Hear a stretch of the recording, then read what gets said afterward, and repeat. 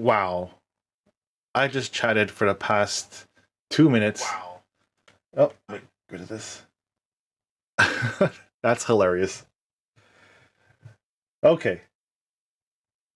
Let me start over. Okay, so this is my first time doing a live event, obviously. I screwed up already. Let me just make sure everything's good. All right. I think it's good now. All right. Hello, everybody. My name is Renato. I'll start all over again. Just call me Ren. I am a dungeon master, a dad, a husband. I am also a computer person, database specialist. But today, all I'm talking about is D&D, for the most part. So this video is live, not because I necessarily wanted it to go live, but I did want to record a video to talk about, okay, I guess a bit about me, what I'm doing with D&D, specifically the Crit Kids, the YouTube show. But at the same time, I thought about doing a live interactive kind of session where I could hopefully answer questions live, talk a bit about D&D, and possibly build a character online, live. So I don't really have a fixed itinerary. I didn't rehearse any of this. This is all going to be completely ad lib. So I think I've got one person watching. I don't expect many people. I did speak or chatted with a lot of people, and I told them that if they wanted to speak to me, that they could come online and post messages, and then I would interact that way. Just kind of a live conversation. But hey, if anybody's there, just say something, and maybe we can have a quick chat, and I'll answer any questions. Let me just fix this here. All right. Yeah, it's not going very well technically wise speaking. A bit of a problem.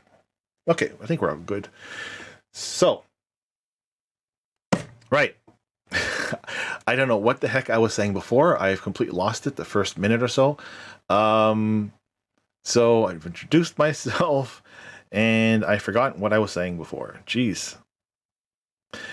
All right, let's move on to the Crit Kids. Right, the show. I've been playing D&D for, well, probably 30-something years. I've been trying to think back as to when I first picked up anything D&D related, and I think it was 1983.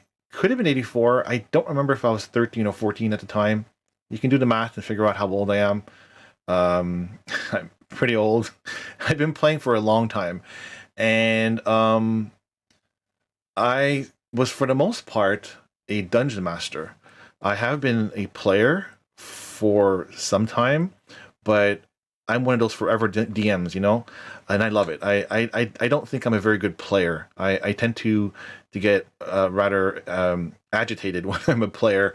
I want to do things and I can't because I'm not the dungeon master, So I love the dungeon mastering. I love DMing. It's just a fun pastime, and I absolutely love teaching the game to people, kids and adults alike.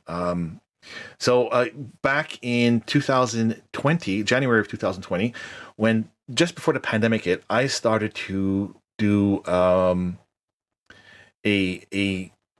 after school program with a friend of mine, and we were teaching 14 kids, ranging from about 7 or 8 years old all the way up to about 13, and some had played, some had never played. It was absolutely insane to try and teach kids in that kind of environment after school when they're just, full of energy and they just want to get out, and I don't know. But anyway, it was so much fun. I loved it. They're just like, the creativity that comes out of kids when they're playing D&D is absolutely amazing. So I was enjoying it, and then the pandemic hit, and not only did I have to stop teaching D&D, my game, which had been going on for about 5 years at this point, every Friday night, came to a screeching halt. I mean, we couldn't get together anymore, and I've been playing D&D, DMing D&D pretty much every Friday for the past 20 years or so. A few dry periods here and there, but consistently, I would say 90% every Friday, and sometimes Saturdays. Mostly as a dungeon master. And when the pandemic hit, I could no longer play with my usual group, which consisted of some friends I've had for many years and some of their kids, their 20-year-old kids. So I took the game online and I started to play with Skype, Google Hangouts, if that even was a thing. I don't remember. I tried all sorts of things, like Zoom, another one I tried. We had all kinds of problems. It wasn't very easy at first to move everything online, especially when you're so used to playing in person. And I have tons of miniatures and maps and such, and I was doing 3D printing at a time, so I really had. I was growing my collection of stuff, of D&D stuff that I could play and create this, fabulous scene in front of us and with miniatures. So it was kind of a bummer, go online and learn how to do VTT, virtual tabletops, for anybody who doesn't know. So it took a while. It took me a few months to get into it, and I slowly started perfecting the craft, I guess, if you will. And eventually I got to a point where I really liked what I was doing, and I decided to, actually, a friend of mine asked me if I would DM his kid, and I said, sure, it'd be fun. And we did. And from there I expanded and I started finding new players, new kids to teach D&D to. And it just kind of grew slowly. I've had a few kids come and go. And eventually we filtered down to 3 amazing girls who are anywhere between 9 and 13 years old. And we started, with their permission, with the parents' permissions, and with the kids wanting to do it, we started the Crit Kids YouTube show. We don't really have a large following. It's not the point. The point was just to have fun playing the game, and if anybody can, benefit from watching kids play, fantastic. The girls love it. I've had such a blast playing with them, and I've also taken my own personal adult game with my own friends, and I've expanded the audience to pretty much anybody. I'm still very much an in-person gamer. I have tons of stuff here behind me, miniatures, 3D printed buildings and such, but we haven't played in person for a while. So, and I'm not sure if that'll ever return to the same level as it was once before. I think D&D has certainly, at least for me, changed so much that it's mostly an online experience. I don't necessarily have a problem with that. I like it. I just miss having people here as well. So anyway, yeah, I've been trying to find players and see if I can get a group going online. I have a few people that I'm playing with at the moment, and we're having fun. I'm trying more people as time goes to see if I find anybody else that would be interested, and kind of, you have to gel, right? You have to have a good chemistry to have a good group. You can't have people who dislike one another for whatever reason and enjoy the game. I mean, to a certain extent, you can put all your differences aside and play the game, and you should, for sure.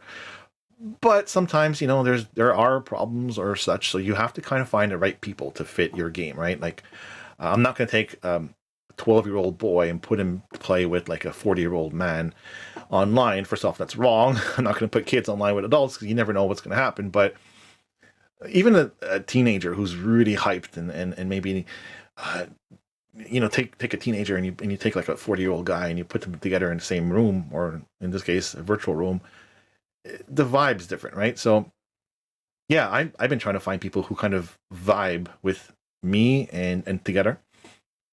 At the same time, I'm still teaching and trying to find kids to play games with and teach them and such. I just love playing the game. I love teaching the game, and I'm by no means an expert, by the way. I don't think there are. Well, there might be experts out there, mainly the people who work for Wizards of the Coast or someone like Matt Mercer, who's amazing. But I've been playing for a long time, and I think that in itself gives me enough cred to at least spread the word and maybe help people get started. And that's my goal today, actually. Apart from just doing this video, which I'm not playing with the kids today because it's a day off. It's one of their birthdays. Happy birthday, by the way. You know who you are. I decided I wanted to I wanted to record a video to just talk about me, my experiences, the Crit Kids show. But then I thought, well, why am I just going to do that? Why don't I do something live? If by chance I get someone to come online and has questions, I would answer it live. And I would, I'm also planning on doing a character build. Again, none of this was scripted or pre-recorded or it's just all ad hoc, ad lib, and I'm going to go with the flow. I don't know if I have too many viewers. I have maybe one or two, which is cool. I did send out the link to a few people, and I told them, hey, if you want to chat, come online and check us out. We'll be talking. We'll be hopefully doing that character build and such. So let me just cross off a few things that I've talked about, because I do have at least a list of things I want to talk about. So yeah, the show at the moment, or the Crit Kids show, we've got 3 girls. We're gonna have a 4th girl coming on very, very soon. I met her and her dad. Looks like she's gonna be a great fit for the show, and we're on our 2nd season. I say season. We're not really. It's not really an official show or anything, but just to make it fun. I tell the girls we've done away with season 1, which was a mini campaign consisting of 12 episodes or 12 sessions, and we're doing our 2nd season. And for this season / campaign, I decided for the first time to actually run a Wizards of the Coast adventure module for the girls, for the kids, for the Crit Kids show. Up until now, I've been doing everything kind of like ad hoc. And I had, for season 1, I had an idea of what I wanted to do. It was set in Eberron, and I had a couple of plans. And as every Dungeon Master knows, it doesn't matter how well you plan, your players will do the exact opposite. And sure enough, I was trying to guide the girls to go this way, and they went that way. So I completely scrapped my entire campaign idea, the whole story arc I had sort of developed. I didn't actually write anything down. It was all in my head, and I had ideas and such. They were supposed to go explore different parts of Eberron, and they were going to go on a rail, lightning rail, which is basically a train that rides on top of lightning, kind of floats on top of lightning, and there was supposed to be some sort of a heist taking place while they were on this train. We never got to that. Why? Well, the girls wanted to go buy kittens. Yes, they wanted to go in character and get pets.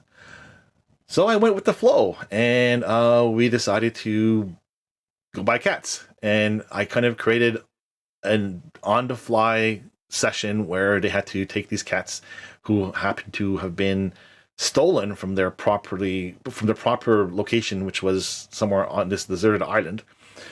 And we went to the island, and they eventually returned the kittens. And I essentially just did a bunch of random things until they succeeded in doing what they were going to do. And I ended the campaign / season 1 there. And I thought about it for a while. I was actually supposed to go on vacation, and things didn't quite work out. So being home with nothing to do, I started reading up on this, The Wild Beyond Witchlight. Now, this is a fantastic book. I haven't read everything yet. I've skimmed through most of the chapters. I've definitely read the first chapter, and I figured this book would be great for kids because First off, it takes place in the Fae, and you got fairies and pixies and all that, and the girls will most likely like that. The first chapter, from what I've been seeing so far, does not necessarily need to have any combat whatsoever, and from from the gameplay that I've had with the girls, they tend not. Some of them don't mind combat, but there's one character, one player, she's fantastic, who does not like to fight. She tries to do everything she can not to fight, which is cool. So I thought, yeah, let me run this. So I started preparing it. We ran the first session last week. We're taking a break this week, and next week on the 6th of March, is it? I forget my dates. So yeah, the 6th of March, so a week from now, we will be resuming session 2 or episode 2 of our new Crit Kids season 2 game, The Wild Beyond the Witchlight, with the new player. I've even gone as far as I started buying some miniatures and stuff. I love miniatures, and I started buying them. Hopefully, I'll get to play with these things and with people live in person. Maybe my kids. Who knows? So yeah, that's where I'm taking the show. I'm taking it in that direction, and I hope to finish the entire campaign with the kids. We'll see. At the very least, I'm pretty sure we're going to do chapter 1. From there, who knows?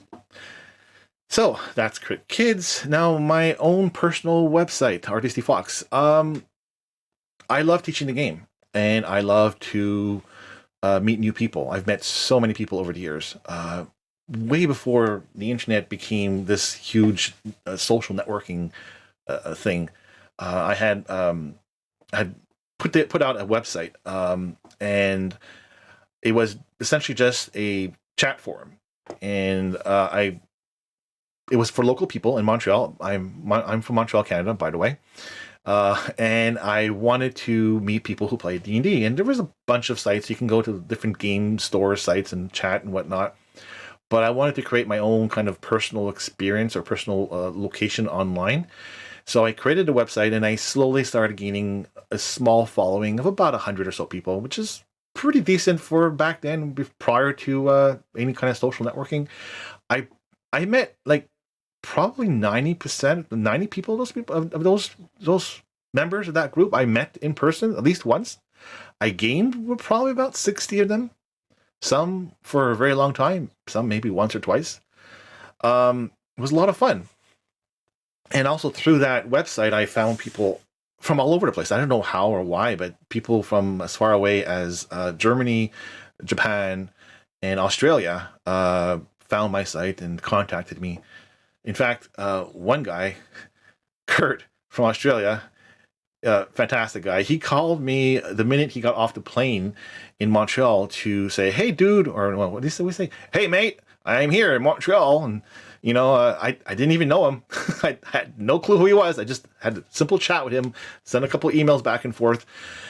Anyway, we met in person the next day, and he was here for 4 or 5 months, and we played D&D quite a bit. Till this day, we're still friends. I mean, I haven't actually talked to him in a while. I think we kind of lost his email, or he's no longer on Facebook or something. But I guarantee you, if I ever see him again or get a hold of him, we'll be talking. There's another guy, Eric, who was here for 2 years from Germany. Had a fantastic session with him once when he brought his 3 friends from Germany to come visit him. He was here for some research project, and we played D&D for 2 years. Again, this is all prior to social networking, prior to Facebook, prior to Twitter and all that. And I met these people, and we had a blast. So I have been playing and teaching D&D since like the first edition, or not the first edition. I guess the red blue box basic edition, and then Advanced Dungeons and Dragons.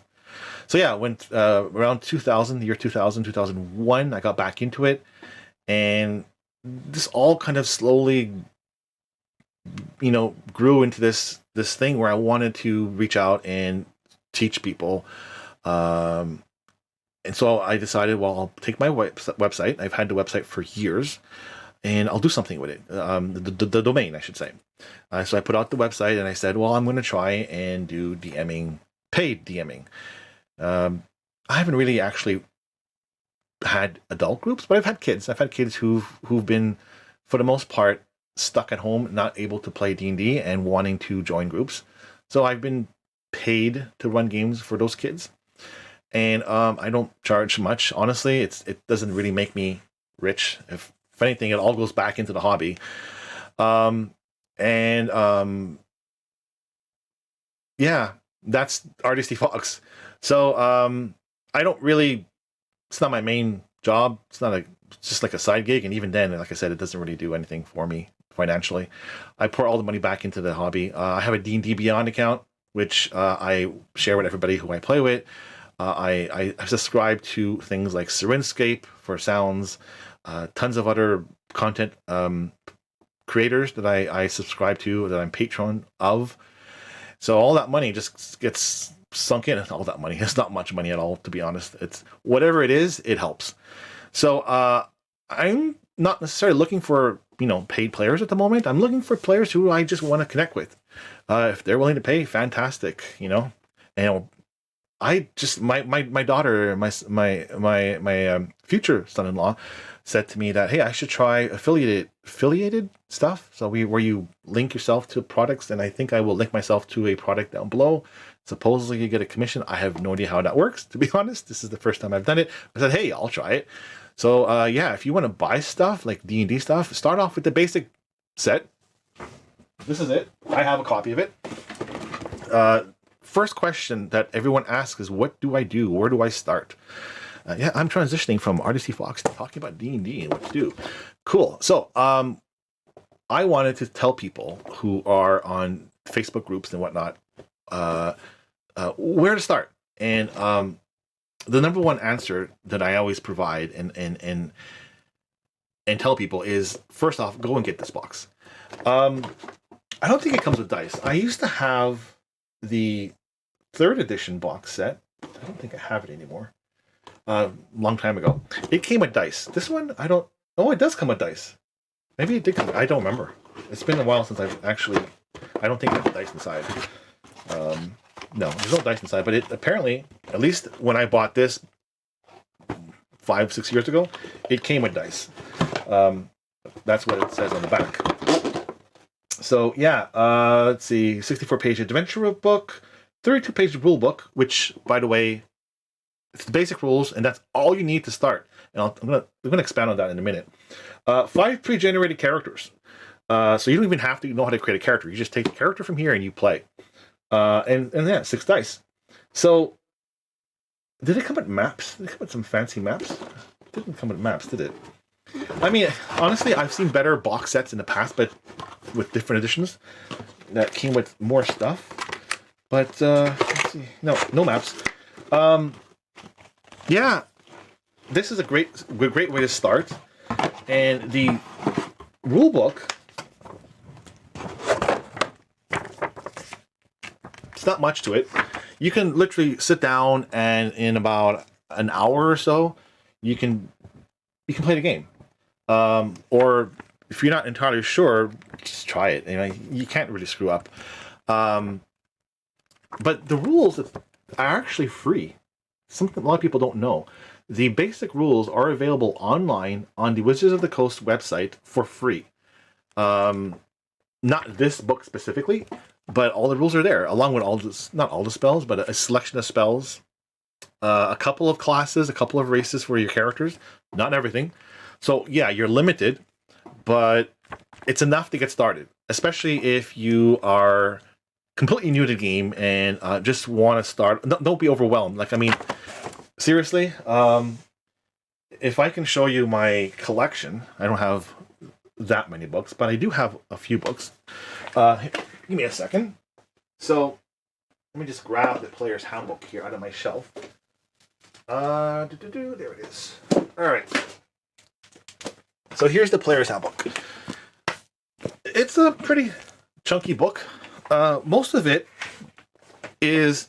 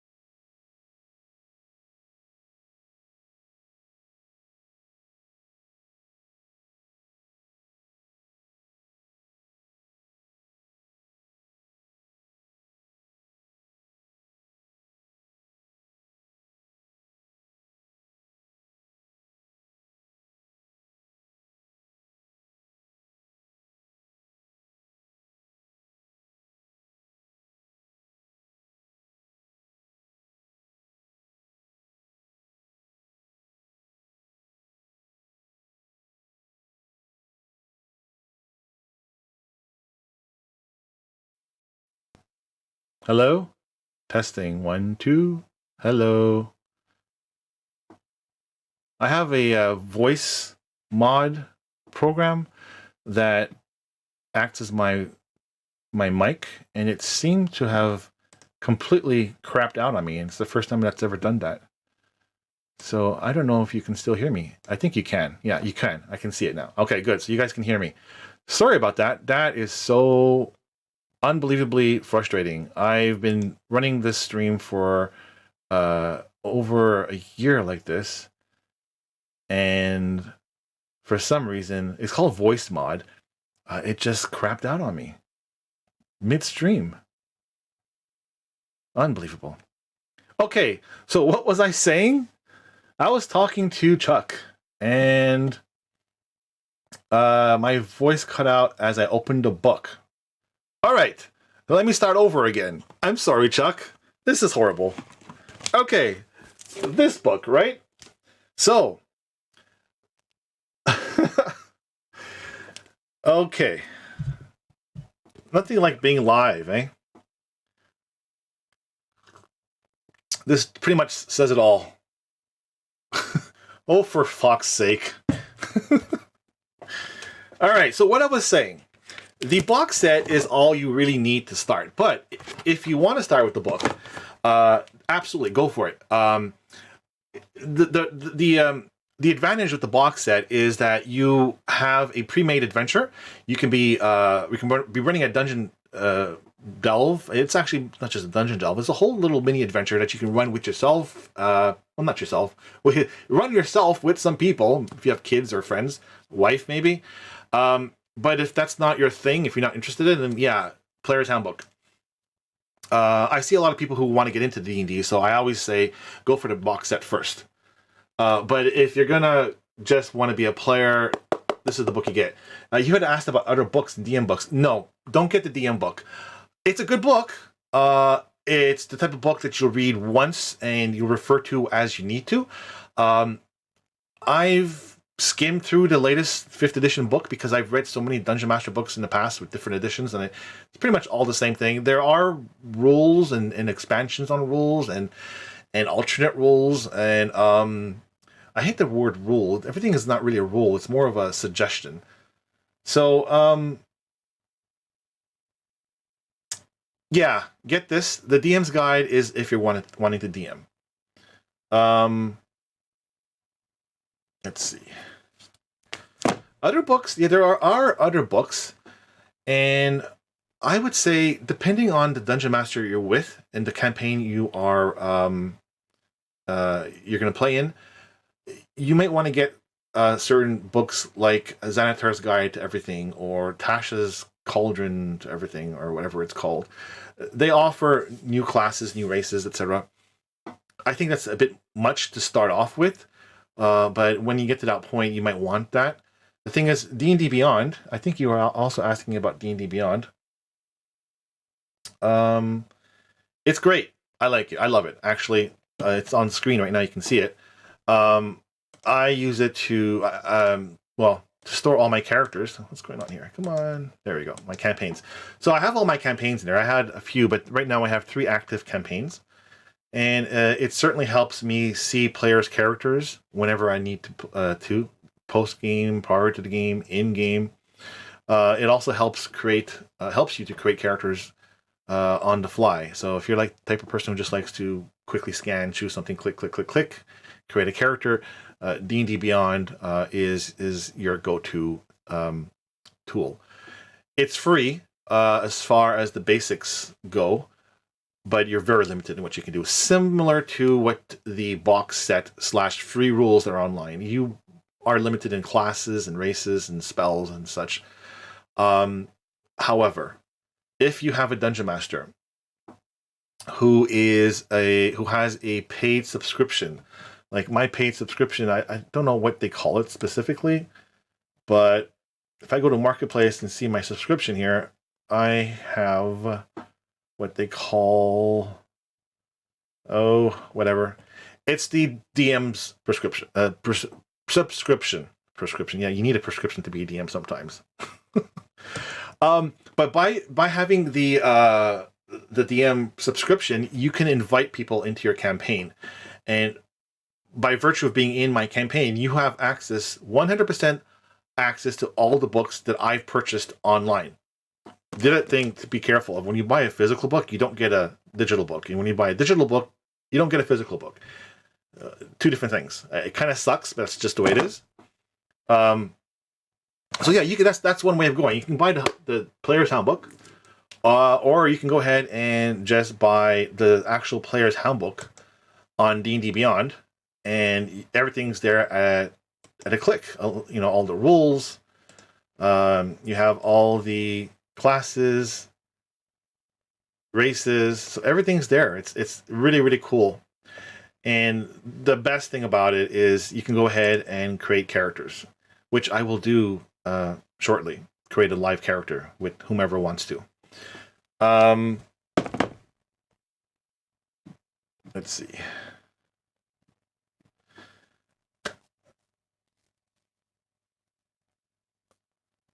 Oh man, that crap.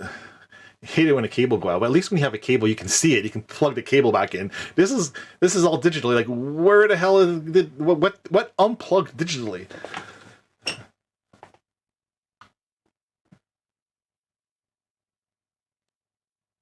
Tasha's is 5th edition. You know, actually, before anybody goes out and buys Tasha's Guide or any of those books, there is one book that is currently getting some flack because it's essentially a reprint of a lot of stuff that they've done. I'm kind of on the fence as to whether I like it or not. Because what's it called? I'm trying to figure out what it's called. It escapes my mind. It's the one that's coming out in May. Pre-order, no, not Critical Role. It's oh crap. Anyway, it's the book that's coming out. Mordenkainen's book. Let's see if I can do a quick search here. Why don't I have Google here? I do not know. So, Mordenkainen presents Monsters of Multiverse. That's the one. This book here, which is coming out in May, is what I suggest people get if they want to get more options. The reason why I said this is somewhat, I guess, controversial in some ways is because it basically reprints a lot of the stuff that is out there already. So if you have certain books, like, for example, perfect example, like I was talking about earlier, the Wild Behind the Witchlight, it has 2 new classes, or races, I should say. And they reprint. It's not like, I don't actually think they put out an official table of contents, but it was leaked what the table of contents would have. And one of the new races, the fairy, and I think the Haragon is a rabbit kind of race. I think those 2 races, now they're in this book, they're going to be in that book as well. So that's actually a cool thing, because they're kind of just taking all these races and classes and putting it in one book and offering it to you, which is much better than going out and buying, 4 or 5 books. But in your case, like you said, I think you don't mind reading books. Go for it, because they're all good books. But that book specifically, when it comes out, will basically allow somebody to have access to all that stuff that's out there right now. So in that sense, I like it. For someone who's bought all the books, you don't necessarily want to spend money on the same material, right? They say that they've changed things, they've updated things. To each his own. I haven't gotten all the other books. By the way, I've only gotten a handful, maybe 3 or 4. I'm thinking about that one because my players keep asking me, can I have this? Can I have that? And I say you have to stick to what I have. But given that all the stuff is going to be in there, it might be a good option for Dungeon Masters, for me anyway. So, if you like books, there's plenty of books out there. Here, where did I put the box? Oh, there it is. So, what else was that? What did you ask? Let's see.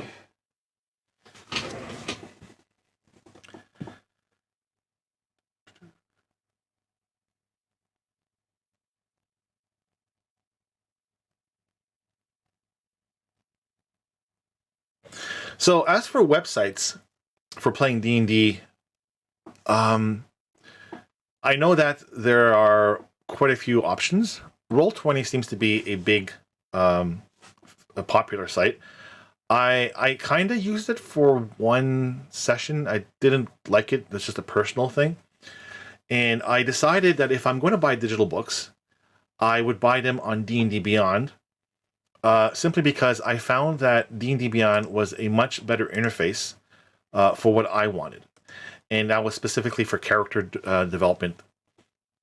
And I don't need a VTT or virtual tabletop program or system.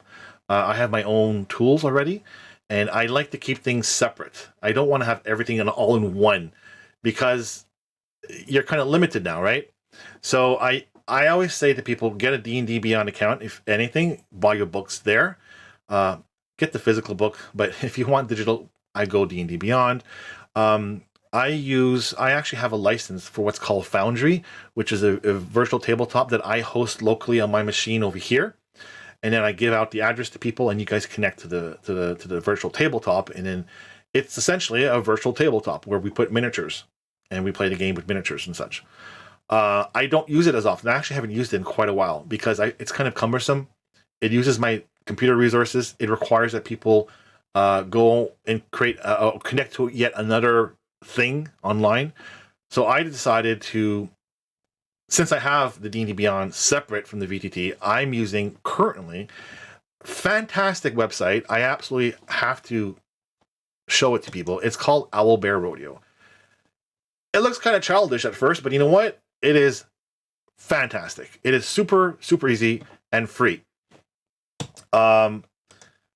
Essentially, you can just go in and you can drop a map, like any kind of map. I'll just drop a regular grid, and there you go. You got a map.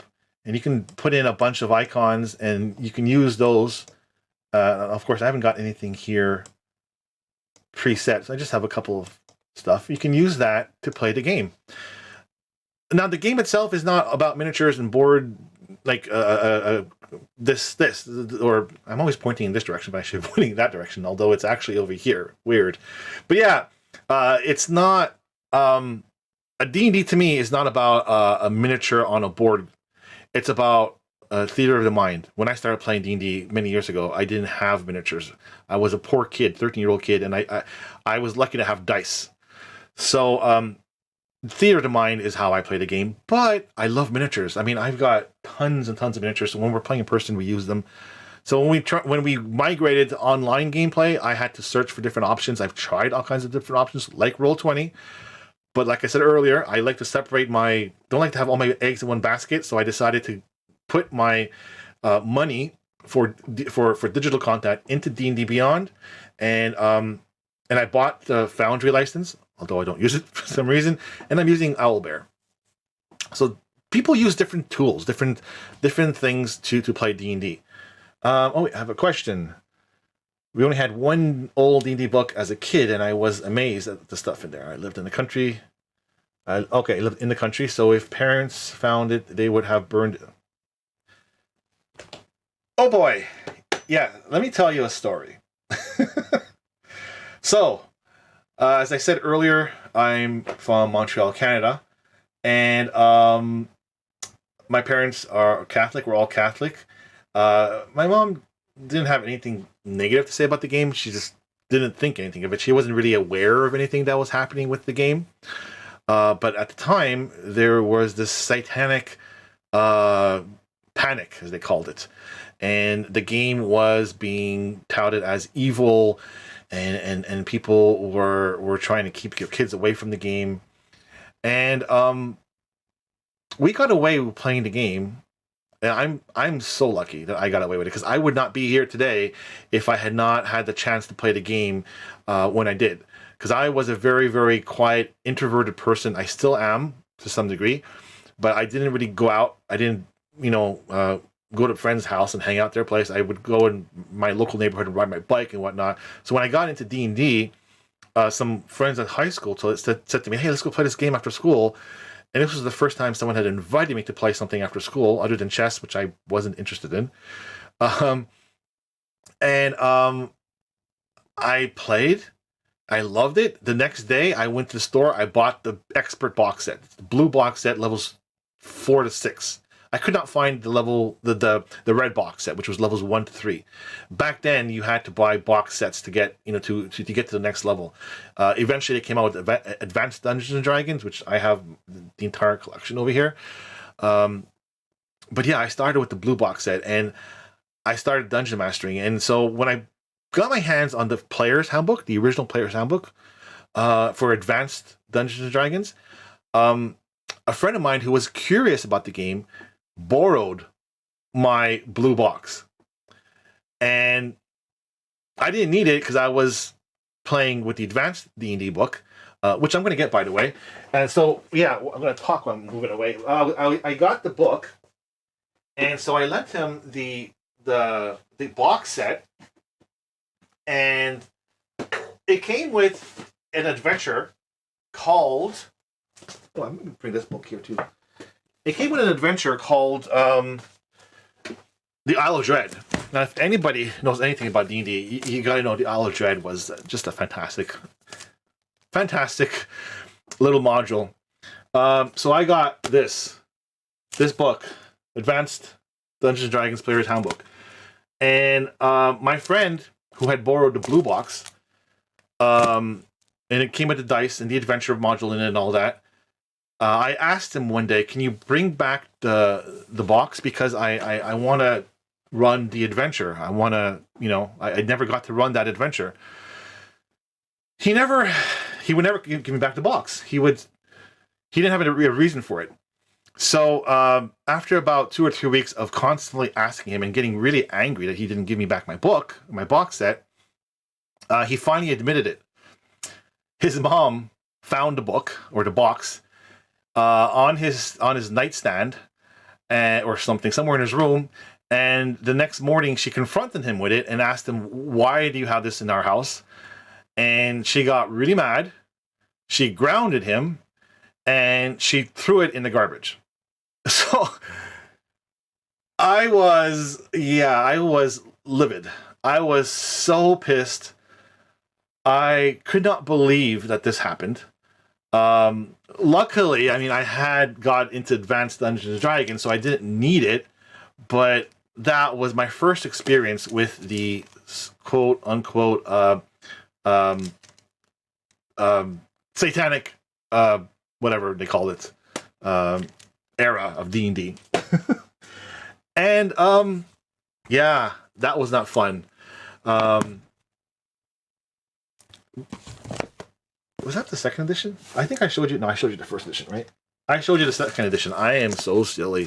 That was the second edition. Give me a second. I have to show you this book because, honestly, it's my favorite of them all. I know I'm showing my stuff. I should be talking about 5th edition, but whatever.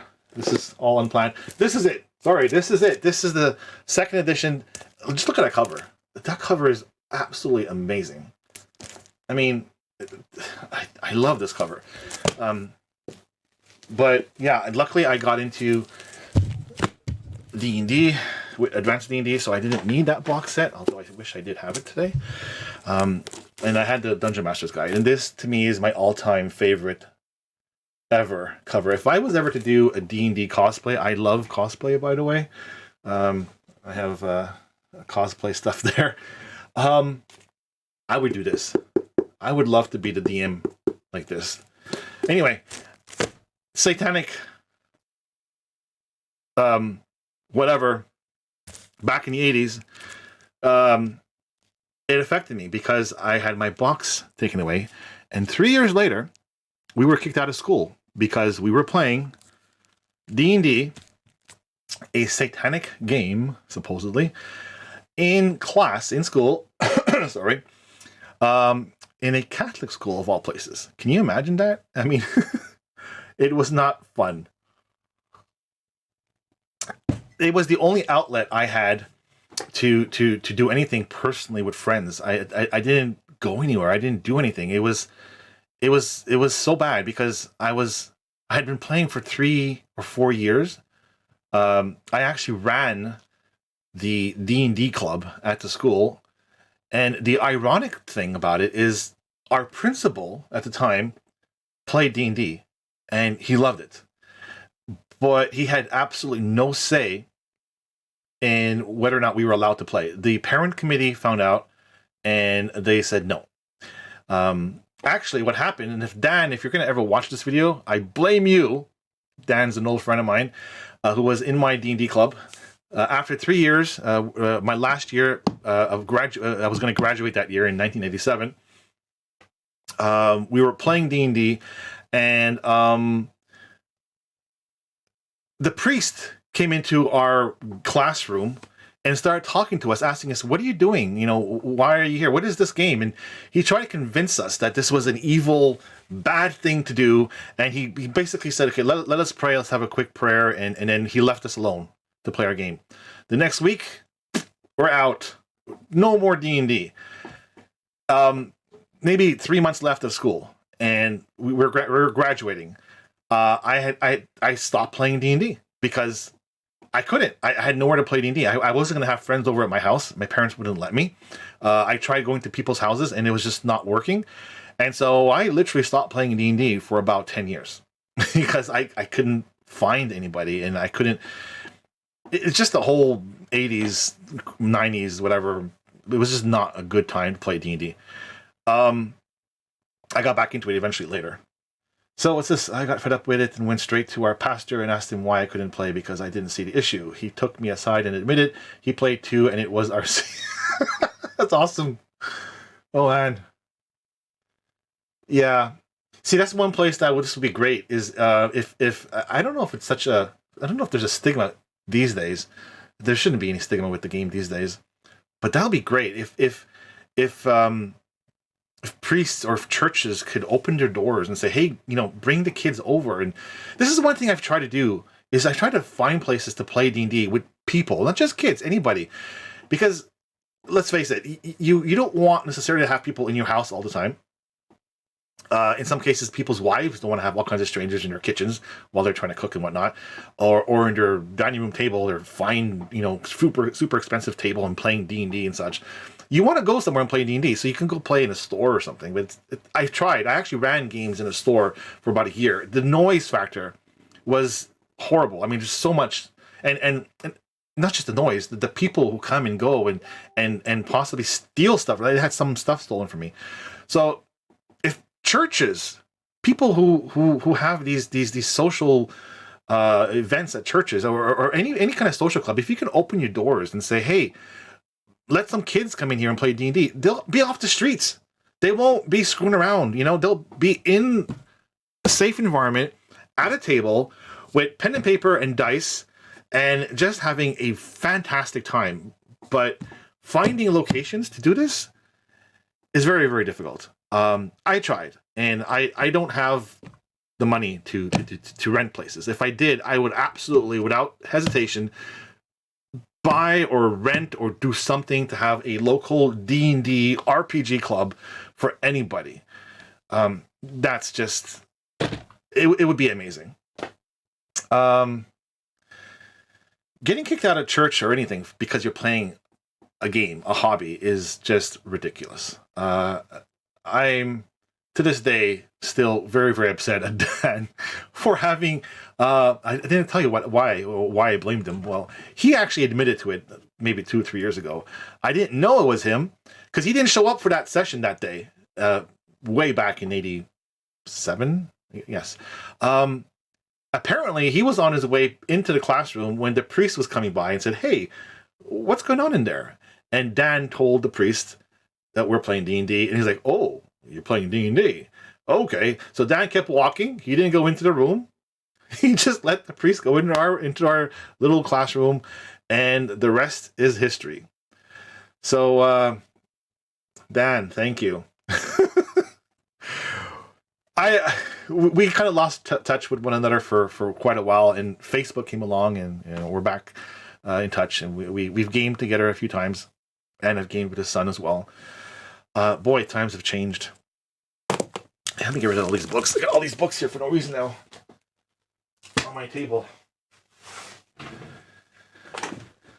Oh boy. All right. So yeah, what do we want to do next? I got a couple of people online, and I did promise I would do a quick character build. Anybody want to do, like, does anybody have a specific character in mind, or should I just choose randomly? Let me see. Or if you have any more questions.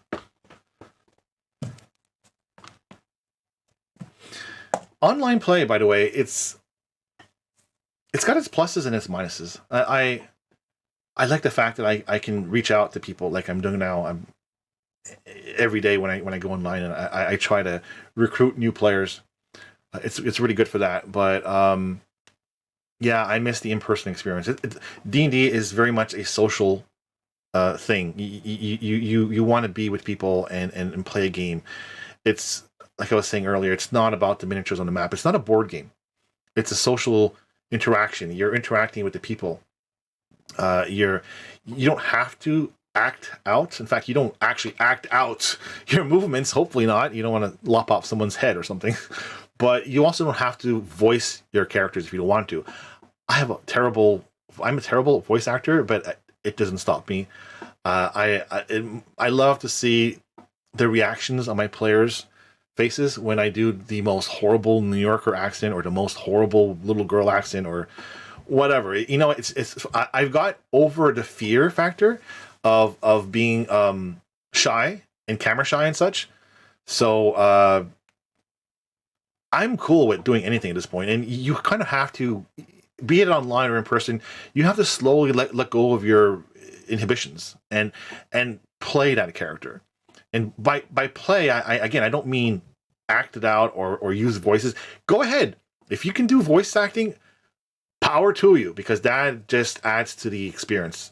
I would love to have one day to have a player who can do real voices play a changeling. A changeling character is one that can change, morph into different people, look like someone different and whenever he wants to.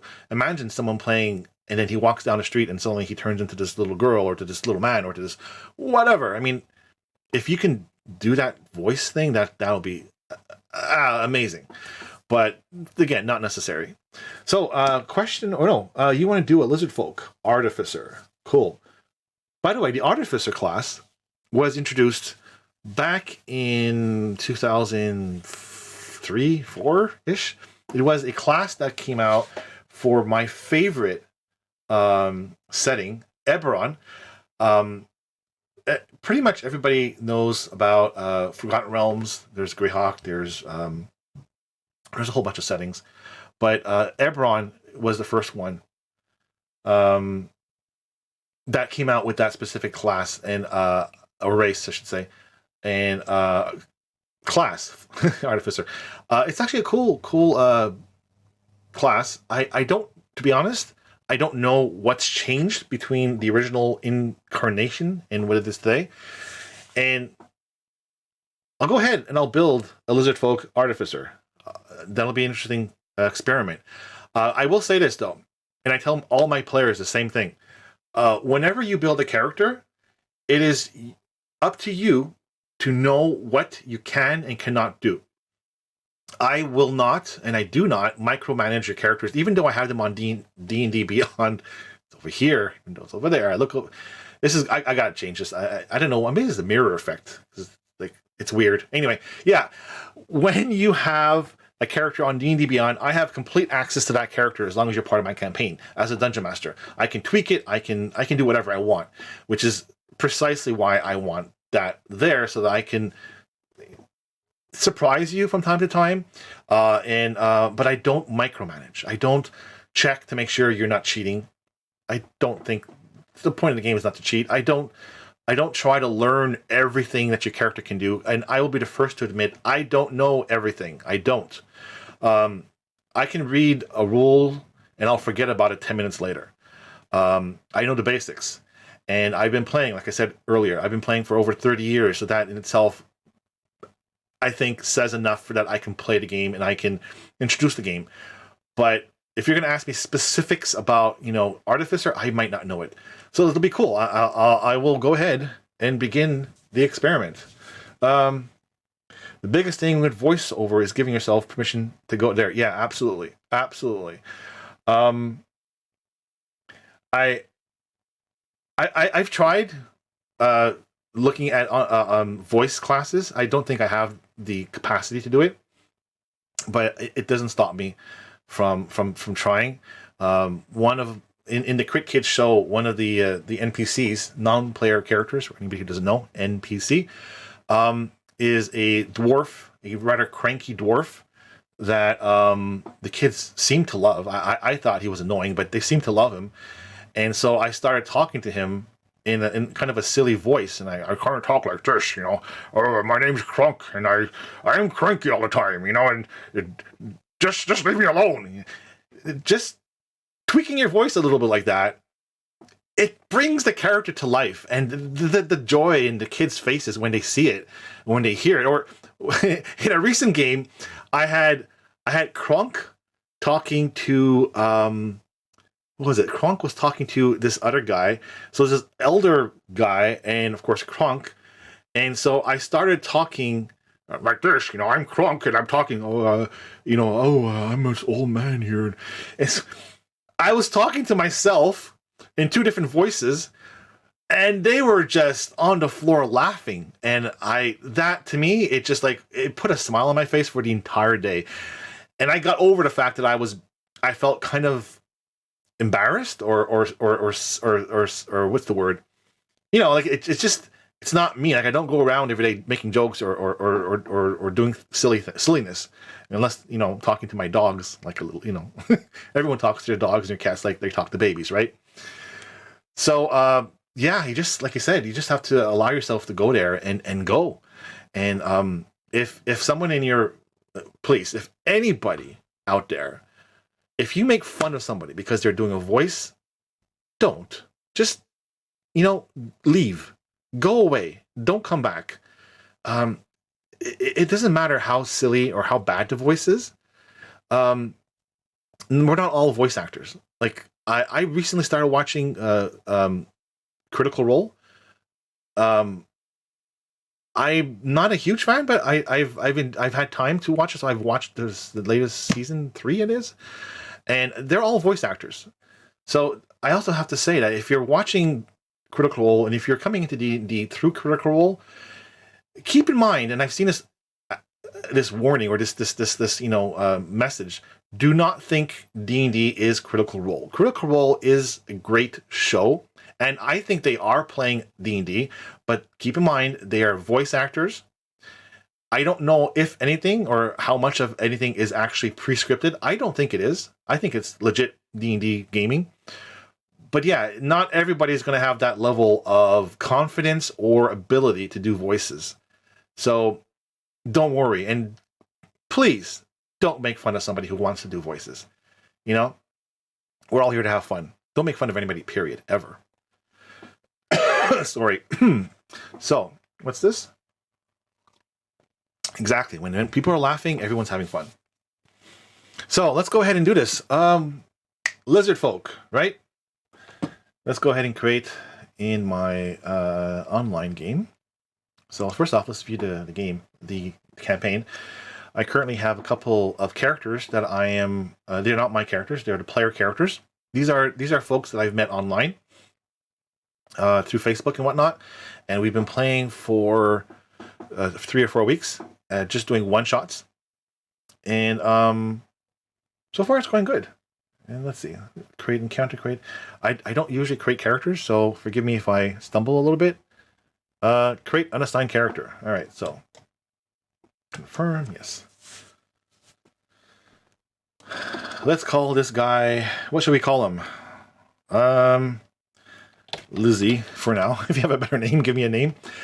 So a couple of things right off the bat. These are all technical D&D Beyond related stuff. Maybe I can make this bigger. I don't know if you guys can see this. You know what? Let me go full screen. Can you still hear me? Hope so. All right. So, Lizzie, right. There are sources that you can include or exclude from your game. I personally do not use Magic the Gathering content. I'll leave homebrew content on. I think that's stuff that I create or that others create that I can bring into my campaign. So I usually leave that on. I'm an Eberron fanatic, so I always keep Eberron content on, and everything else is off. I don't want anything else. This is specifically, um, uh, it's DM specific. You know, if they don't want it, that's the way it is.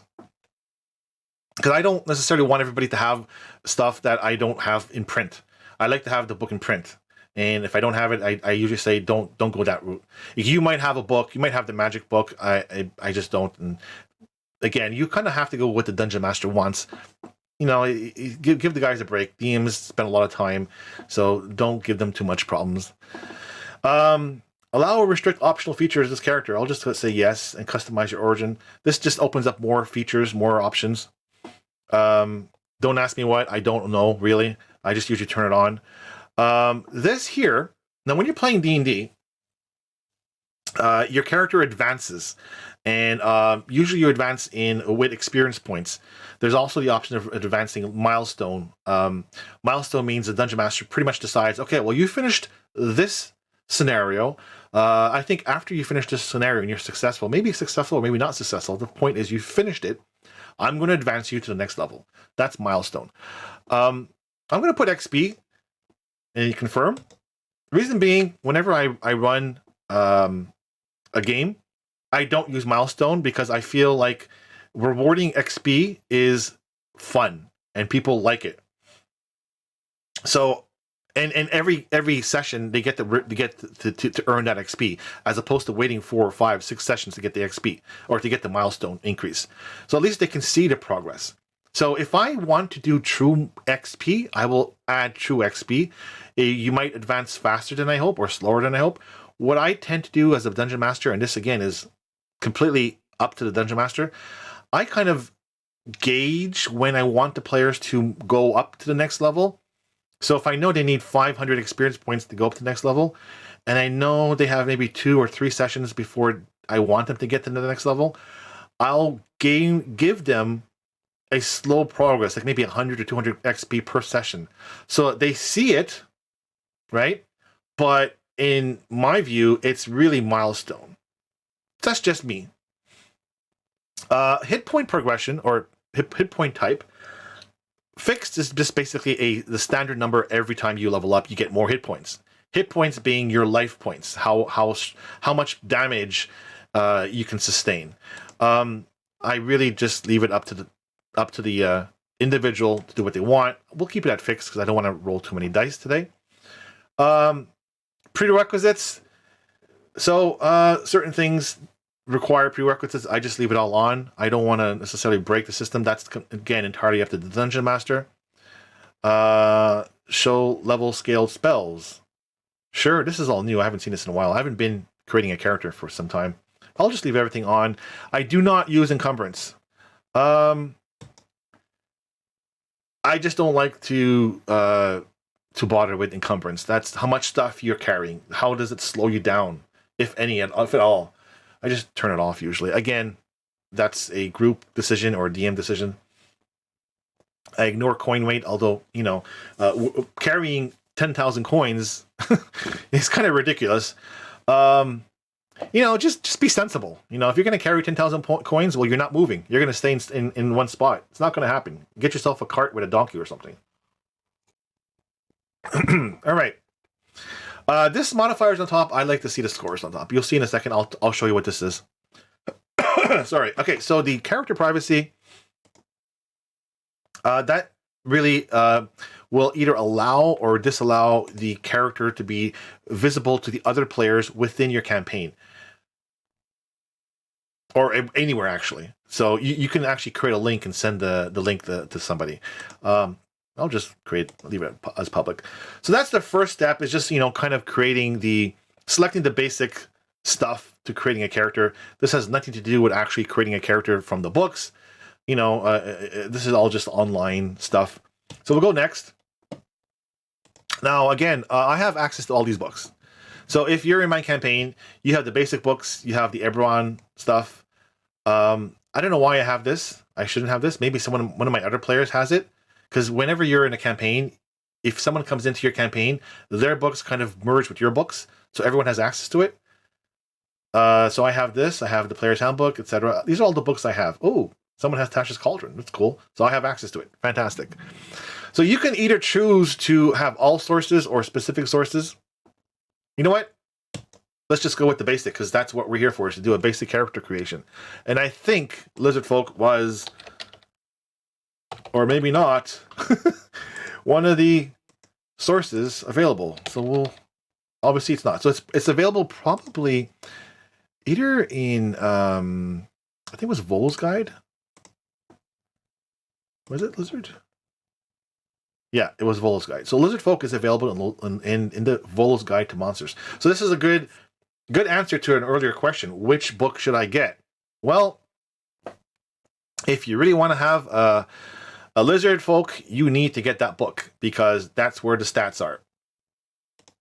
So I'll just go back to everything for now. And I will go ahead and Lizard Folk. So lizard folk possess an alien and inscrutable mindset. Their desires and thoughts driven by a different set of basic principles than those of warm-blooded creatures. They bite. They have a breath weapon. Hold breath? No. They have a bunch of things that normal human characters will not have, and you'll see that in a moment on their character sheet. What was I going to say? Right, I had one player play a lizard folk one time. And he played it in such a way that the character was very new to the world abroad, and so he didn't quite fit in with like humans and other races. So he played it really well, actually. And of course, as a dungeon master, I played up to it, or I made it so that, you know, whenever he would walk into a tavern or something, everyone would kind of hush up and look over and say, "Oh, what is he doing here?" Pets not allowed or something. So. It's a fun character to play, although personally I found him a little bit overpowered, but hey, I was okay with it because I wasn't, too concerned about too many things with that specific campaign. So I'll go ahead and choose Lizard Folk, and we go next. Now, you said Artificer. As you can see, we have a bunch of classes here. So we'll go ahead and choose Artificer. So, Master of Invention, Artificers use ingenuity and magic to unlock extraordinary capabilities in objects. It's a very unique class. I had a player who recently played one, and he decided that his character would carry around syringes and a bunch of different vials and such to create items, and he would inject himself with different formulas that he would use as Artificer to develop the abilities. It was actually quite unique and interesting. So hit points. Every class has a different hit point progression. So in this case, with this class, you get 1d8 per level that you go up. At first level, every character gets maximum hit die for first level. So in this case, it'll be a d8. And you always add your Constitution modifier to your hit point every time you level. There is an option to not use it. That's something I read about recently, but I thought it was kind of silly. Anyway, at higher levels, you continue to roll a d8 and you add your Constitution. So the R5 here is what I was talking about earlier. You can either roll a d8 every time you level, or it'll just automatically increase by 5. It's the average. So it's your choice. As a dungeon master, I usually tell my players, if you decide to roll, you can go ahead and roll, but I'll never force them to keep a 1. So if you roll a 1, I just make them re-roll it again. I tend to be a very player-friendly in that sense. And it tells you some proficiencies it has at first level. And you have magical tinkering, etc. Spellcasting. So let's just go ahead and add the class. Now, once you're here, you can see that if we go manage XP, you have basically 0 XP. And you need 300 XP to get to the next level. So close that. Like I said earlier, maximum hit points start at level 1. You start at 8, or you start at your maximum. And you can choose whatever level you want, but we're going to go with level 1. you can immediately go whatever level, like 3, and adjust your XP afterwards. So proficiencies, when you create the character, you will have to choose certain proficiencies dependent on your class and race. So let's go ahead and do this. What can we choose? Now, there are... Let me bring up another character, actually. Just bring up a pre-generated character as an example. Ooh, why don't I see my menu? Oh, it's over here for some reason.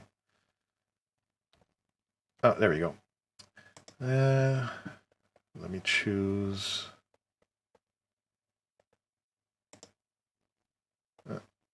McDwarf.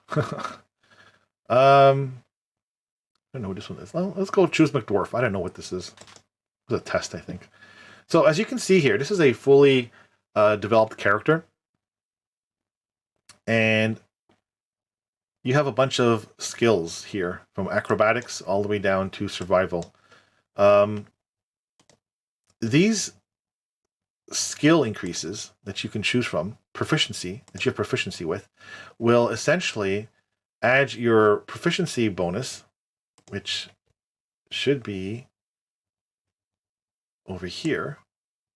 So it'll add your proficiency bonus to whenever you need to do a specific check. So your skills are all tied to a specific ability score, which is at the top.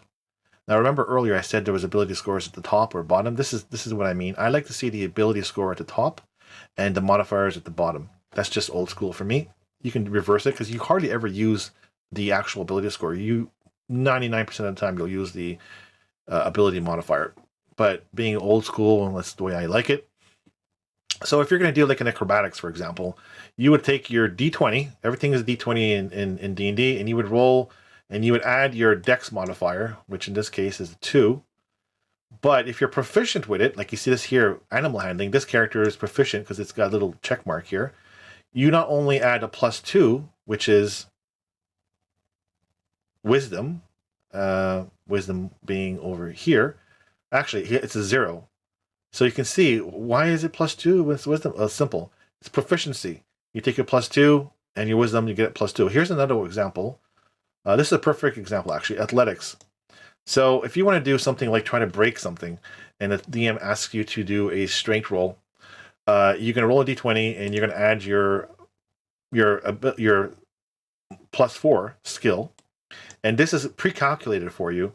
It's a combination of your strength, which is a +2, and because it's got proficiency, 2, so 4.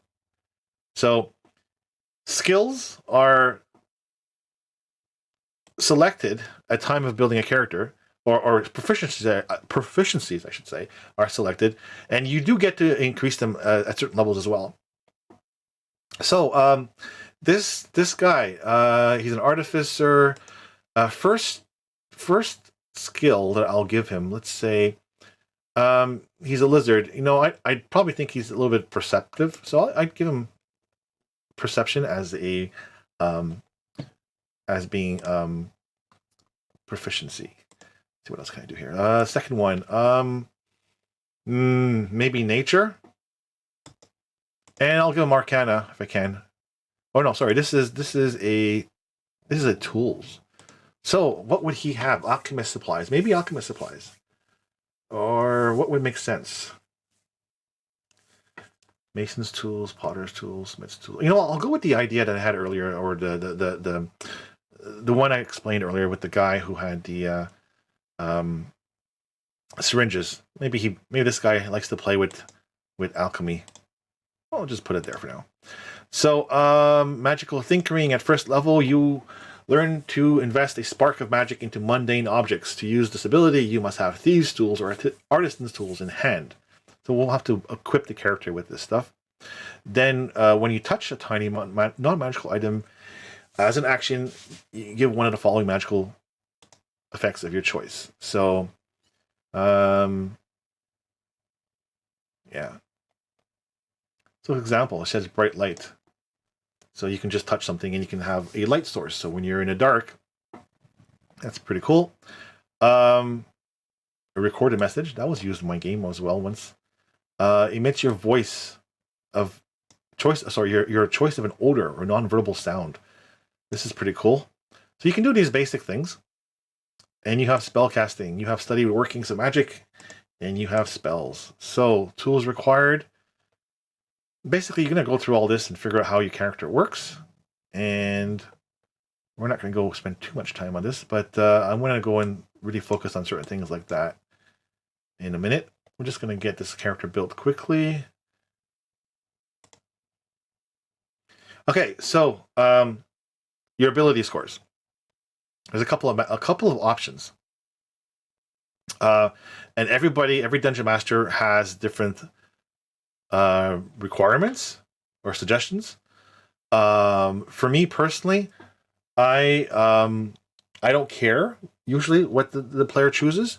I just tell them that, hey, you can do it this way, my way, or you can do it any one of these ways. You can do a standard array, which gives you a standard available numbers pre-generated. So if I use 8 here, it's no longer available. 10, you see, as I'm using it, you're using whatever was available. So all you have left for charisma is 15.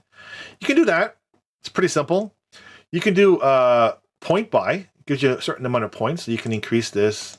You know, as you increase it, you can see your points either go up or go down, whatever. That's an option. You can do manually rolled. Now, by the book, you're supposed to roll 4d6, I think it is, or 3d6. So by the book, let's roll 3d6.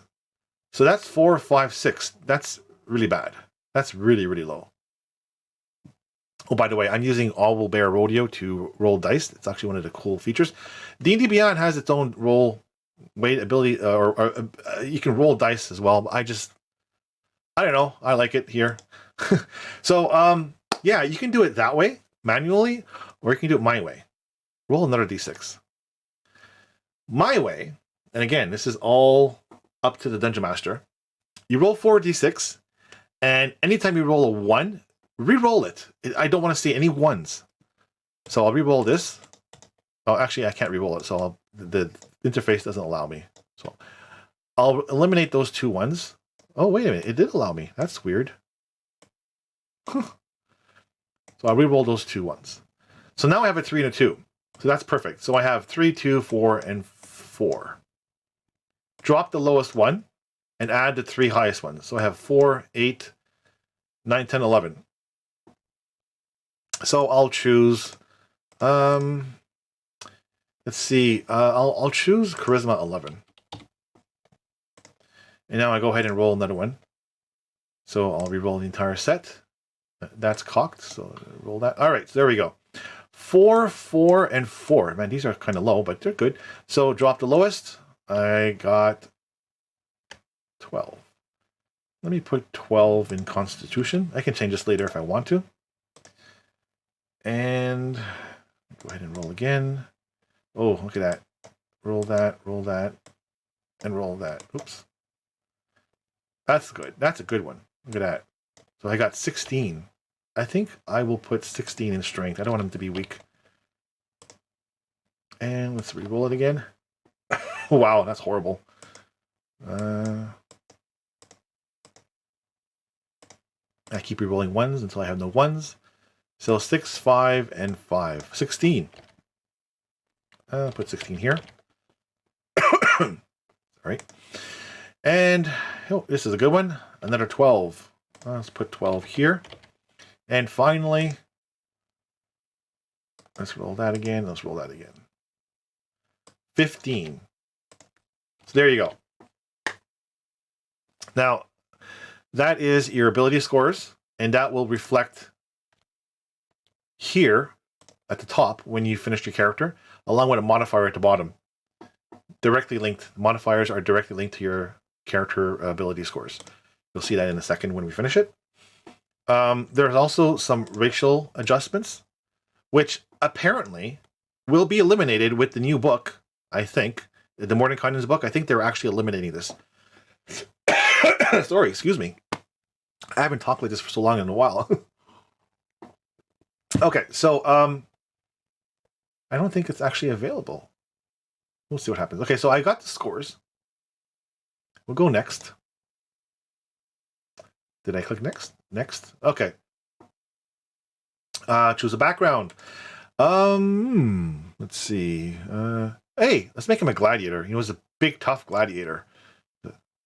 Maybe he was hired to fight in some sort of arena at some point.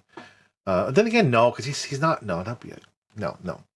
He's not a gladiator. He's more of, well, let's say, I don't know. I don't know what one would choose. Let's just choose. Oh, whatever. Investigator. There you go. So, yeah, sense of universal justice. You read your little tidbit here, and then that background will give you some skill proficiencies to choose from. So, given that he's an investigator, I'll further increase his investigation. So he's going to have now his investigation and insight as a proficiency, like that, with the little black under the proficiency. And well, let's see. Tool proficiencies, disguise kit. How does this guy, a lizard folk, disguise himself? That'll be interesting. Okay, whatever. Let's give him a herbalism kit. Why not? Official backstory or inquiry. So again, you go here, you choose whatever you want. Personality traits. Let's just randomly choose 4. I must know the answer to every secret. No door remains unopened. So boom, add that in. You can basically go through this. Again, it's all personal choice. You can choose what you want. You can put in some notes. Organization, allies, enemy, backstory. I always ask my players to put something here. Put something here. Even 2 or 3 lines. Just, it helps the Dungeon Master when he's trying to come up with ideas. And starting equipment. All right, so starting equipment, we'll just go next, because we're going to do equipment later if we want to. So now that's pretty much the basic needed to build a character. So once you're done. Oh, I must have forgotten something. Let's go back here. What did I forget? Let's see. Class. Well, everything should be there. So why does it let me do? Why does that not let me view the character? Well, maybe it is. I don't think so. Current inventory.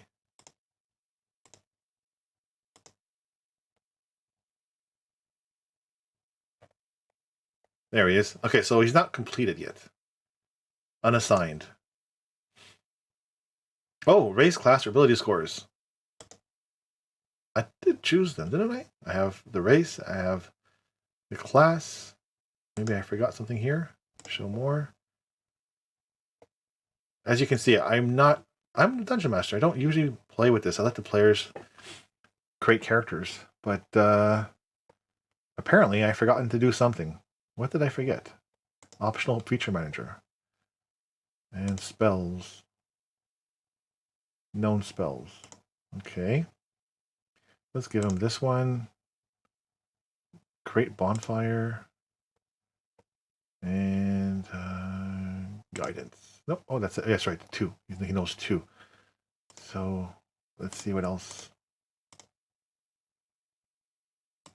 So obviously I am forgetting something. And for the life of me, I don't know what I've forgotten. Oh, wait a minute. I didn't choose lizard folk, really? I thought I did.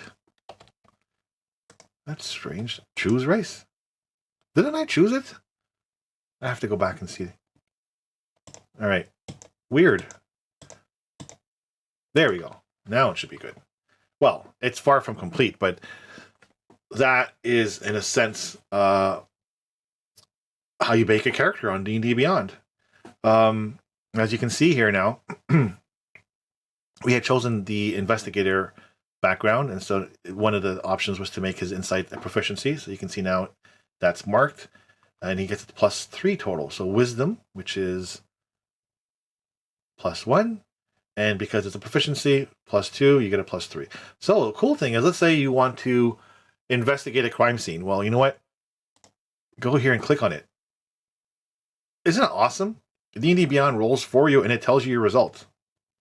That is awesome. When I'm playing D&D with players, I don't care how they roll the dice. You can go ahead and roll digital dice. You can go ahead and roll physical dice. I'm always rolling physical dice. I really don't make any preference. I trust people to be truthful. Let's go over to inventory for a moment. This is actually something that some people miss. So when you're doing your inventory, let me clear this. Let's say we want to add in, what would he carry? What kind of weapon would he carry? He's not really a fighter. He's an artificer. So let's just give him something simple like a dagger to begin with. I'm not trying to make him super creative. I'm not trying to be super creative here. I'm just trying to go over this really quickly. So we'll add a dagger. Let's give him, I don't know, a backpack. And just to add another item, let's give him, let's do a ranged weapon just because. Actually, no, a dagger can be a ranged weapon. So, you know what? Let's put in something like a wand, maybe? Let's give him a magical item. Wand of magical detection. Wand of magic missiles. No, that's too much. Magical detection. Sure, why not? This is a new feature that I just discovered, actually. I think they just recently put it in. You can add the item to your backpack or your equipment. I'll put it in equipment. And now when you go into your inventory, you can see you have your items, which is really cool. And you can go over here and see some money. Let's just say there is a starting amount of money that you start off with. It's in the book. It's also online. I don't remember what it was exactly. Let's just give him 10 gold and 5 silver pieces and 20 copper pieces. I don't personally use electrum pieces and patent pieces. It's a bit much to start off with. So let's go ahead and close that off. So you can see now he has, I didn't add it. 10, 5, and 25. Add. There you go. Sorry about that. So now you can see over here, it shows you how much gold silver he has at a glance. You can tell. And you can see the equipment he has. Now, if you go under actions, this is where the gameplay actually takes place. If you're going to get into combat, you can do an unarmed strike, or in this case, because this is actually a racial ability, he has the bite feature. So when you click on it, again, D&D Beyond is awesome for this. If you click on anything, it tells you how it works. So going back to the bite, it takes one action it's actually considered an unarmed strike, but it's specifically a bite. You can see the difference. +5 to hit, damage 4. A bite, +5 to hit, damage 1d6 +3. Here's something. When you're playing a character, no matter what it is, I try to tell people, don't min-max. Meaning, don't pick an ability because it's the maximum amount of damage or chance to hit or do whatever. Do what you think your character would do naturally. Like, in this case, he's a lizard guy. So not only does he probably like to bite things, maybe he doesn't, but he does more damage biting than he does, let's say, with his fists. However, if you want to really play out the character, maybe he doesn't like the taste of dwarves or orcs or whatever creature he doesn't want to bite them. He's like, I don't want to bite them. He'd rather pounce them with his fists. Maybe he's, I don't know, play the character is what I'm saying. So, yeah, even though the bite might be a better option when it comes to mechanics, if you roleplay the character, even better, because it just makes it so much more fun, Like, imagine he's like, he takes a bite out of a creature. It's like, he tastes horrible. And from that point on, he's like, I can't bite him. And his maybe he has to bite on someone so they can let go. Like, maybe the creature is grappling your friend, and their friend's like, bite him, bite him. It's like, no, he tastes horrible. I won't bite him.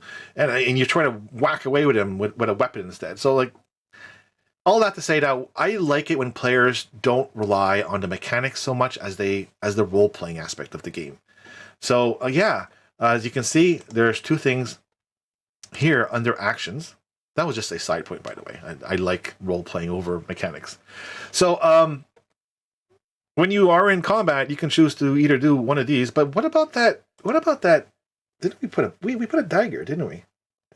Why isn't it there? Well, very easily, because you have not activated it. The minute you activate that item, it is considered on your person. And if you go back to actions, ta-da! Dagger. This is one of the mistakes I see a lot of players do when they first go into D&D Beyond. They create a character and then they go into play for the first time.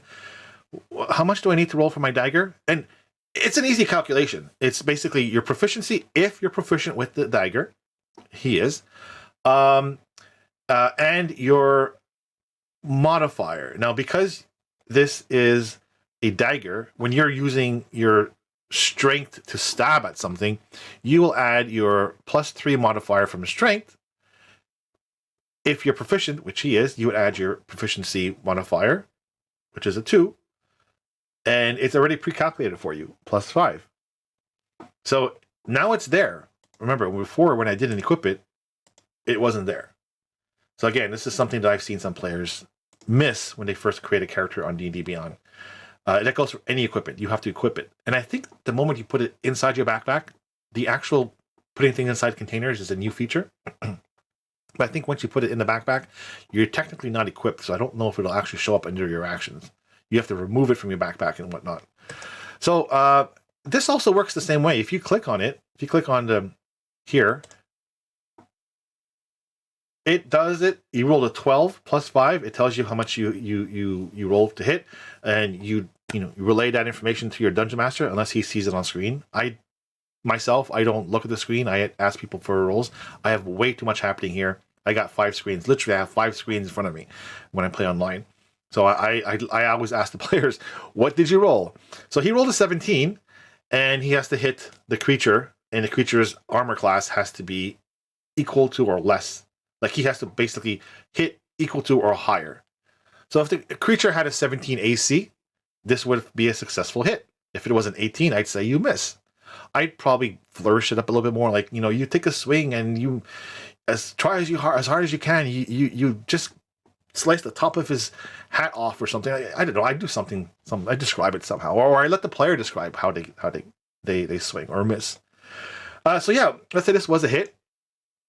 So then let me just clear this again. You go ahead and this here, damage. It's piercing damage. You click on this box. It rolls for you. Total of 6. And that damage, by the way, is the damage of the weapon, which is a D4, +3, which comes from your strength. You do not add proficiency to damage bonuses. Let's go over to spells, for example, here. Now, we prepared a few spells earlier because he has access to some spells. He also has, actually, where is that wand? Does it show up? It should show up under inventory. Click on wand. Ooh, delete. Okay, so let's go back to the spells. All right, so let's say he wants to. It's kind of weird because he has the wand detect magic, but he also has the spell. So I guess if he loses his wand, he has to rely on his spell. It just happens to be that I chose a detect magic wand by chance. But let's say he didn't have that wand, and this is a spell. Well, click on it, and you'll get a description. And if it's a type of spell that is an attack, like this one, acid splash. So the guy with syringes, he would cast a spell on his syringe, and he would squirt it in someone's face or something. That's how he would flavor his action. and it would be an acid splash. So this is also works the same way as combat. You see when I hover over, it kind of highlights it. So if you click on it, it rolls for you. Now this is the type of spell that doesn't require you to hit. It's damage as long as you are within range. So if you choose 2, they must be within 5 feet of each other. And they need to do a dexterity saving throw to avoid it, or take 1d6 damage. Now, I remember I said earlier I was going to go over this stuff here. This is specific for spellcasters. So, when you cast a spell such as Acid Splash, the opponent has to do a save against that spell to see if you can avoid it. And that save would be a 12. So as long as the opponent, usually it's the Dungeon Master, if I roll a 12 or higher, I'm good. If I roll less, well then I get damage. The spell attack is, let's say if you had a, let me actually go ahead and add another spell because this is not the best example. Let's delete Bonfire. And let's prepare something like Firebolt for sure. And detect magic, cure wounds might be a good thing to do. No, let me try something like jump like strider. Oh, well, you know what? Let's just go with cure wounds. So they appear here. So now he has a Firebolt as a cantrip. By the way, cantrip is at will. Let's say you are injured. You take 5 points damage as the turtle bites into you. So you take damage, you're 5 out of 10 hit points. You're still alive. But you want to cure yourself. So you have a cure wounds. Cast cure wounds. Now you see over here, a little box appears. Let me get rid of it. Click cast, a little box appears. You have 2 spells per day at first level to cast. Once you've casted it, you lose it until you have a full rest. So I've cast the wounds, cure wounds. Now I'm going to roll for it. I rolled a 9. So I will heal myself for 9. 9, heal, boom, you're back to 10. And when I wanted to go back to this over here, Firebolt as an example. So if you want to cast Firebolt, you can see over here, Acid Splash doesn't have a box over the dex to hit. Because it's not a spell that you have to roll to hit. It's just a spell that takes effect. And then the opponent has to roll for a save to avoid the effects. Whereas this is a Firebolt, you're actually specifically firing this bolt at a creature. But you have to roll for it. Again, roll physical dice if you like, or go on D&D Beyond and click that thing and boom. Wow, it's a 17, so 21. That's probably a hit. So that plus 4 comes from your spell attack, which is coming from your, I think it's your initiative and your modifier. Wisdom, I think, yeah. So, or plus 2, sorry. So yeah, now you have also a modifier, which doesn't do anything. But yeah, this all modifies your spell's effectiveness. And it's all just there. It's like really, like, it's so cool. Like, if I call for an insight check, just click on insight, and it will roll and tell you the result. Passive stuff, you don't roll for that. That's just stuff that you passively. The Dungeon Master has to kind of know your passive stuff. So if you pass by something, will you passively know that there's a door there? What else? Let's say you did get damaged again, and you kill the monster and the fight's over. You're going to take a short rest or a long rest. I think a long rest. Confirm. You're fully healed. So this is all more specific to the rules and how to learn how to play the game. I don't think I want to go too much more into it. This basically gives you an overview of the D&D Beyond character creation screen. And there's certainly a lot more you can do with it.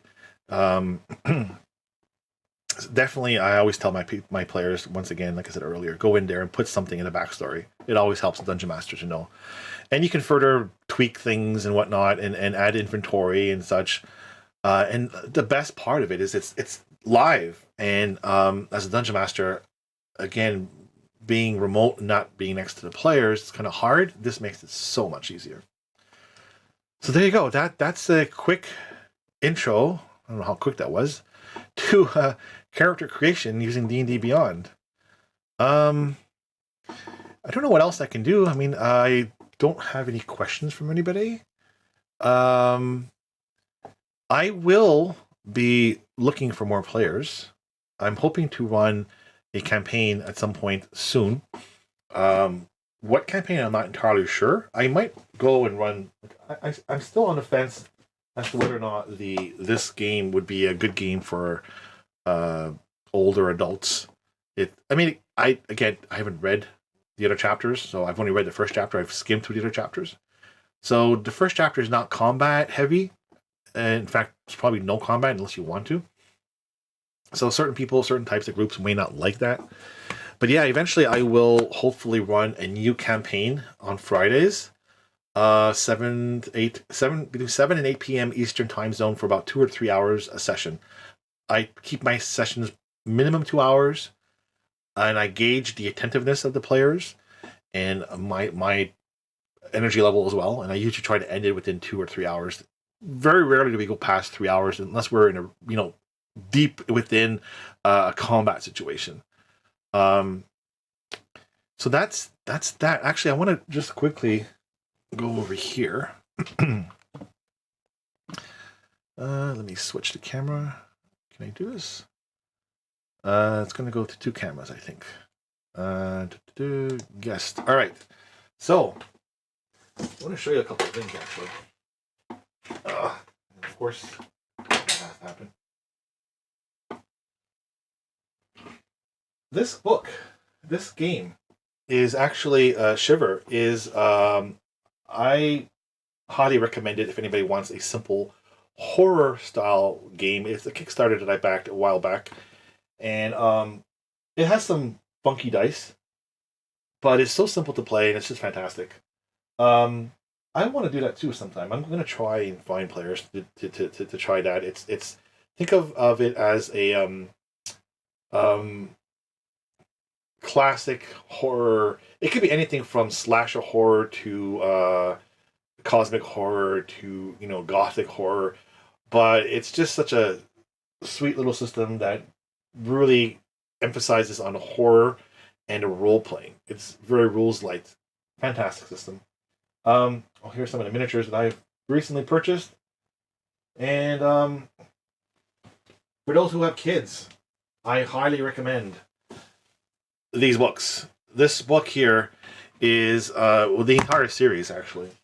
I myself, I love them. They're so cool. They have really great art actually, and they focus more on the role playing of the characters or the creatures. Like there's little, it tells you sometimes what to do, what not to do, what you should do, what you should not do.